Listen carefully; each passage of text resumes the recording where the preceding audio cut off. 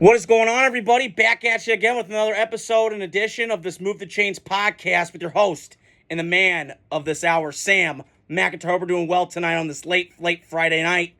I just want to go on here today. I had some news I wanted to break. Drake Maye's playing this weekend, but I wanted to start, and I'll get into that. I also wanted to talk about the game last night that I watched and the domination of this Niners-Seahawks rivalry. Lately. So I wanted to start off. I hope we're doing well today on this Friday, like I just mentioned. So I wanted to get my takeaways from the losing and the winning team. So the losing team, Seattle. Listen, I understood when they got rid of Russell Wilson. Last name Wilson, first name Russell. He was the man, okay? Now, he's a little weird. He's cringy. He's Russell Weirdo, not Russell Wilson, okay? But, Pete Carroll kind of saw the writing on the wall. He moved on, and I was like, okay, I don't get it, but do what you want. And then they got Geno Smith and Drew Lock, and I went, oh, God. It's like the George Carlin line, God help us, But then the last 2 years, Geno's made Pro Bowls. He's been serviceable, and he's been good enough to get you to the winner's circle. Not as much last year, but the year before that when they obviously played San Francisco in San Francisco, and they got waxed 41-23, even though Geno throws one of the best deep balls in the league to DK Metcalf, that rainbow. DK Metcalf, I'm telling you, I keep saying this all the time. He's this version's Terrell Owens.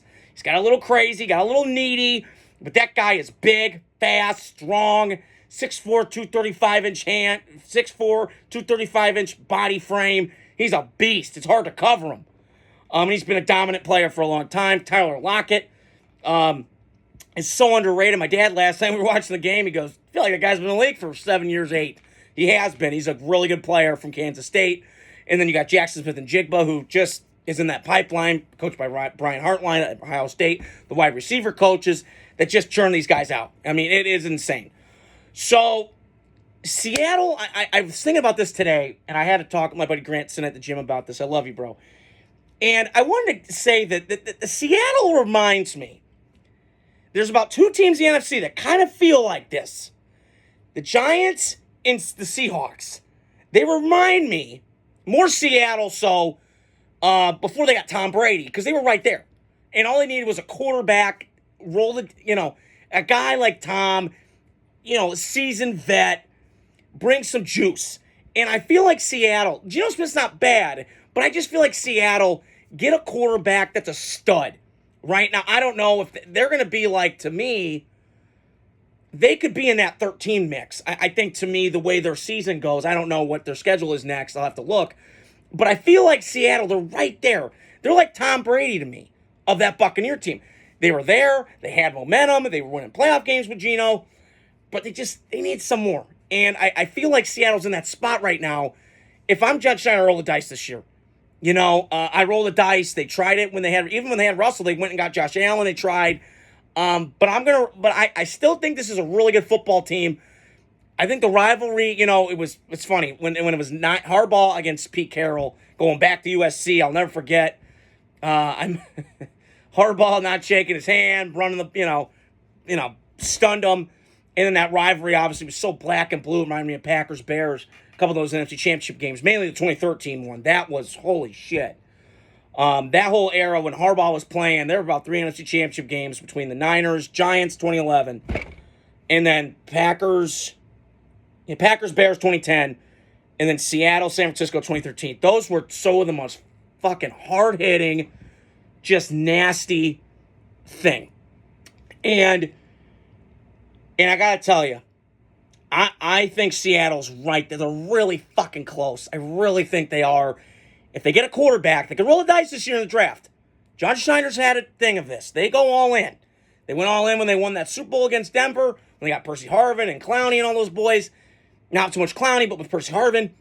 So I think Seattle's in the right momentum. They got a rookie head coach who, Baltimore, I swear to God, sometimes I feel like they miss because he was boy genius from what I was told. But again, I got to kind of pipe down a little bit with the boy genius thing. But say what you want, that Baltimore Ravens defense is not the same that it was last year since Mike McDonald left and they've had a lot of changes. So going to the San Francisco side of it, when is this going to end? And I sit here with them, And this is Kyle Shanahan. I'll say this right now. He's got to win a Super Bowl. I mean, I'm sorry, but you've had 3 cracks at this, and you've... I mean, come on, man. But Kyle Shanahan's, like every little kid now that I see, I'm not trying to bang on anybody, but it's this. Holy shit. I mean, get out your head out of your ass with the play sheet and coach the fucking game. I mean, there's a reason. He's so great when he's got a lead and he's rolling downhill, and then the minute he gets hit in the fucking mouth, what happens? Oh, I know. Fuck around. You're going to find out. And that's what's happening. But San Francisco, they're a loaded football team. But I must remind you, this is an old team. A lot of old guys. Kittle, he left last night in the game. That wear and tear. He's a blocking tight end he's kind of a unicorn, as Kirk Herbstreit mentioned on the broadcast. Christian McCaffrey's not even there. But hell, that system of Kyle Shanahan doesn't fucking matter. George Mason's balling. Hell, he went off on the Jets. So, I'm just saying, I think Brock Purdy is good. And, he gives some athleticism that Jimmy Garoppolo couldn't, the Italian Stallion. So there's something there with the Niners, but you've got to win. Now, can they still win the division? No doubt.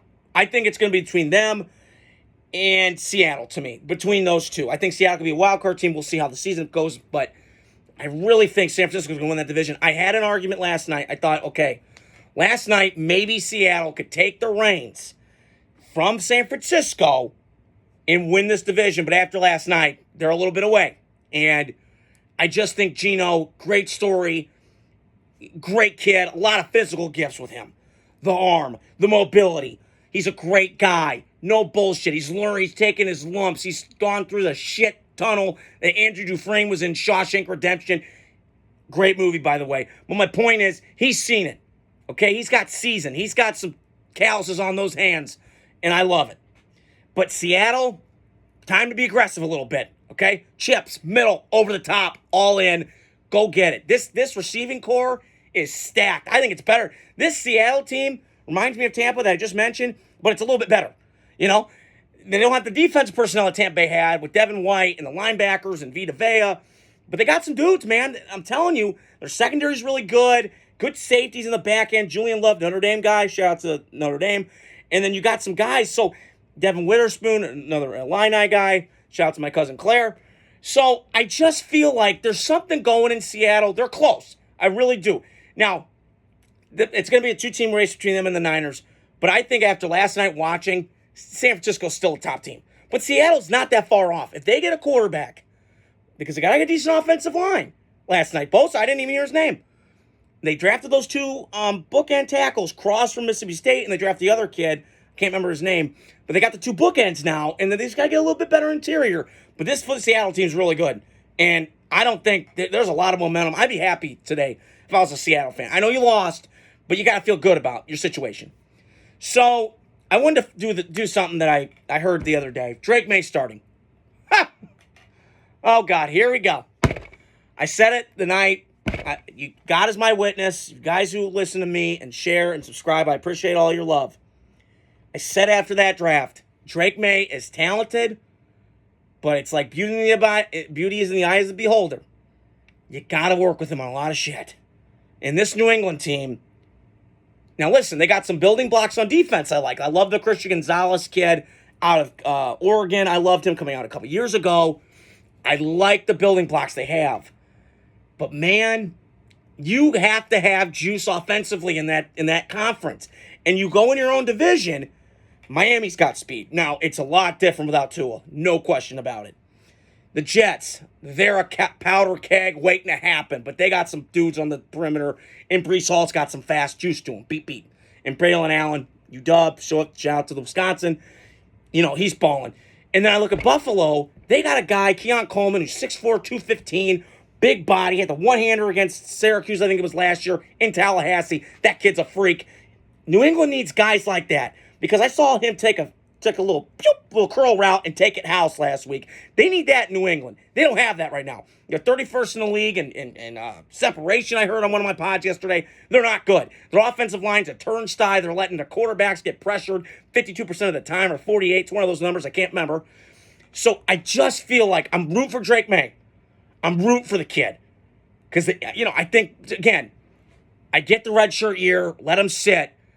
But, man, this Jacoby Brissett thing, man, he is what he is. I mean, great guy, great backup, but he's not a starter. Come on. I was at the Raider game 5 years ago when he threw the pick six against us, and he's just a nice guy, but he's not a great quarterback. And that's okay. Chase Daniel was like this in the league. When he was at Missouri, he was a dog, went undrafted, made a lot of money being a backup. That's a great life to have. But some guys, it's like in life, some guys are meant to be CEOs, and some guys are meant to be the vice president. They're not most meant the CEO. And I feel like with Jacoby Brissett, that's what it is. Now, did I expect it to be this early? No. Not this soon. I would have waited.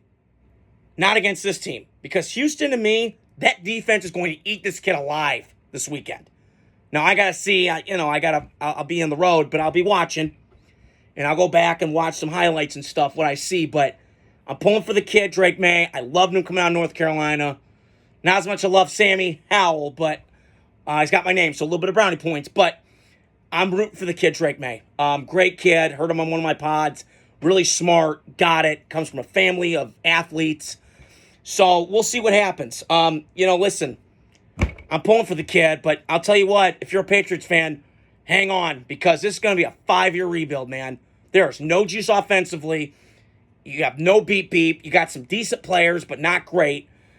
And the ownership's wacky. They just feel irrelevant to me. They kind of remind me of like the Bulls with Jordan. They were cool. Who gives a shit about the weather? It's crap, But ever since Jordan left and ever since Brady left, it's not the same. So we'll help and see what happens on Sunday. Again, I've always said, fuck around, find out. We'll see. And stupid shit surprises like New England's done on offense. Belichick, again, I'm not trying to bang on him. Yeah, screw you, Bill. Screw you. I know I said that yesterday. Shout out to my cousin, Matt Schiffler, who was roasting me for that this morning. But we'll hope and see for Sunday. So that's all I got tonight. I hope you guys are doing well on this terrific, fantastic Friday. Like I always say, like, subscribe, share my content to people, get the word out, and I'll keep posting videos, and we'll talk to you guys soon.